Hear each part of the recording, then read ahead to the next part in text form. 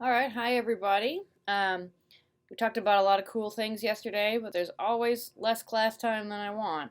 Um, by just a little bit this time. And what I'd promised to post a short video about was the relationship between um, resistance and arterial diameter. It's really not that complicated, although the formula might be a little intimidating, but the cool thing about the formula is that only one aspect of it is changing. So let me explain what I mean. If you go back to the first, the last one that we did yesterday, you cut your finger, releasing blood that lowers blood pressure. All the teams got this correct, that if the difference in pressure is increasing, then you're going to increase, and it's purely linearly proportional, the blood flow. And this is the equation for that. We haven't changed the resistance in that question, so the rate of blood flow is just directly proportional to the difference in pressure between the two places. Since 100 minus 80 is twice as much as 100 minus 90, the flow doubles. Okay, it's not linear, though, when you look at this R thing here. So this is resistance, and the resistance could be increased by a whole variety of things, but in real life, only one thing ever really changes resistance in blood vessels, and that's what their diameter is. And the diameter can be increased or decreased primarily by the sympathetic and parasympathetic nervous systems, as we've already discussed, but also in real life by plaque building up in the arteries and reducing blood flow in those arteries in heart disease or cardiovascular disease.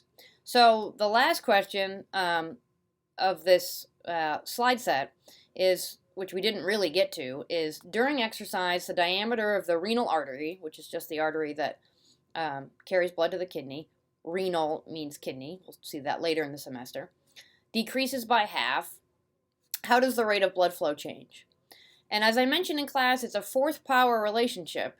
So it's 1 over 2 to the fourth, essentially. Now the actual the actual equation is more complicated looking than that, right? If you look at, pi r to the fourth and so on. But all these things are staying the same. The length of your blood vessels does not change over any normal time scale, except the growth of your body, like when you turn from a child into an adult gradually.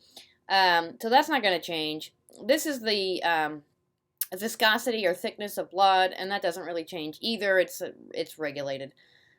You can change it a little bit by drinking a lot of water or something, but basically you don't get a big change in the viscosity of your blood in any normal time scale. So all this stuff can basically just cancels out. Pi is obviously pi, and so the only thing that's going to change is r to the fourth. So you do not need to memorize this equation. You don't need to even know what all the things in this equation are. The only thing you need to know, and this is what the goal says, right, is that there's a fourth power relationship between diameter and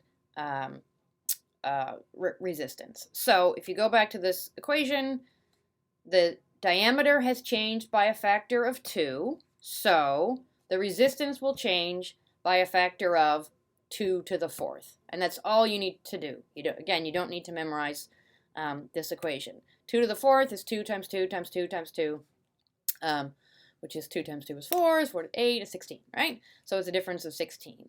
To use another example, if we reduce the diameter from 2 millimeters to half a millimeter, that would be a factor of 4 difference. And so the diameter would be 1/4 of what it had been. So you've changed the diameter by a factor of 4. And so the resistance will change by a factor of 4 to the fourth, which is 256. So you'd have 1/256th as much blood flow because your resistance will have changed by a factor of 256. So there's sort of two aspects here. One is to simply calculate the change in resistance, which is just the change in diameter to the power of 4. And then to remember that flow is going to be proportional to the difference in pressure over resistance. So the more resistance there is, the more it's going to decrease flow, and that's just linear, right? The relationship between resistance and flow is inverse, but linear. So the more resistance you have, the less flow that you have. This is a real life thing. Blood is essentially directed around your body by changes in diameter that cause changes in resistance, that cause changes in flow, that allow your organs that need blood to get blood, and the ones that don't still get enough to keep them alive, but not a lot of blood, just enough to keep them functioning. Okay, if you want to ask about any of this, I have office hours this afternoon, Wednesday, and also the review session, or of course by email, you can ask and I'll be there early tomorrow. Bye.